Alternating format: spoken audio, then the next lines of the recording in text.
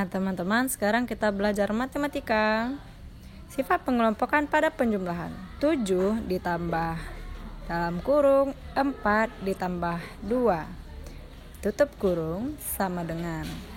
Nah, 7 ditambah, yang di dalam kurung kita selesaikan dulu ya teman-teman. Jadi 4 ditambah 2 sama dengan 6. Maka kita turunkan 6 ya. Jadi 7 ditambah 6 sama dengan 13.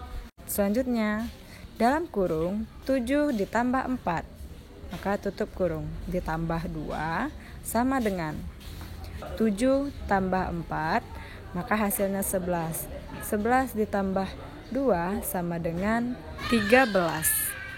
Nah, maka 7 tambah dalam kurung 4 ditambah 2 tutup kurung sama dengan dalam kurung 7 ditambah 4 tutup kurung 2 ditambah.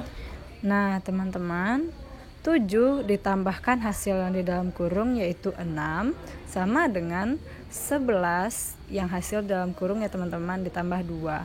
Jadi 7 ditambah 6 hasilnya sama ketika 11 ditambah 2, yaitu hasilnya sama-sama 13.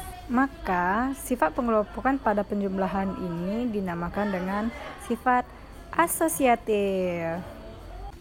Nah, selanjutnya sifat pengelompokan pada perkalian ya teman-teman, tadi penjumlahan ya.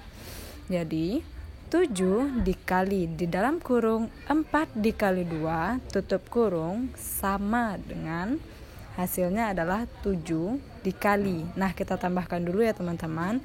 4 dikali 2 hasilnya 8. Jadi 7 dikali 8 sama dengan 56. Nah, selanjutnya dalam kurung 7 dikali 4 tutup kurung dikali 2 sama dengan. Jadi kita dahulukan tutup kurung ya teman-teman.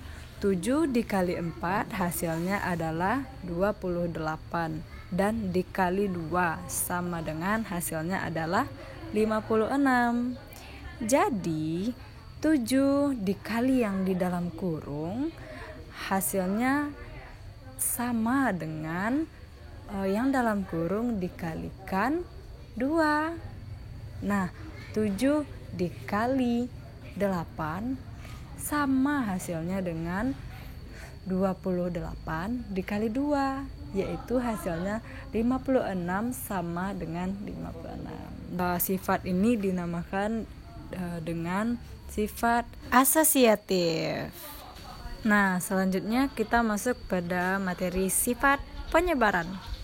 Jadi, cara penyebaran yang pertama ialah 2 dikali di dalam kurung 7 tambah 3 tutup kurung, hasilnya adalah 2 dikali, jadi ditambahkan dulu yang dalam kurung ya teman-teman, hasilnya adalah 7 tambah 3 sama dengan 10. Jadi 2 dikali 10 sama dengan 20.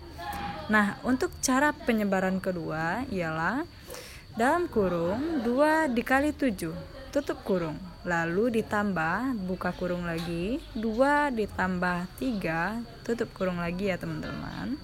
Nah, kita jumlahkan hasilnya. 2 dikali 7 hasilnya 14, 2 dikali 3 hasilnya 6. Jadi 14 ditambah 6 hasilnya adalah 20. Nah, jadi teman-teman, ternyata 2 kali dalam kurung yaitu 7 tambah 3 sama hasilnya ternyata dengan di dalam kurung 2 kali 7 tambah di dalam kurung lagi 2 ditambah 3. Nah, teman-teman, dilanjut lagi ya. 2 dikalikan dengan hasil yang dalam kurung ya teman-teman, yaitu 7 tambah 3 hasilnya adalah 10 sama hasilnya ketika yang di dalam kurung 2 kali 7 hasilnya 14. Nah, nanti ditambah lagi dengan hasil di dalam kurung 2 ditambah 3, yaitu hasilnya 6. Nah, jadi 14 tambah 6. Kita lanjut ya teman-teman.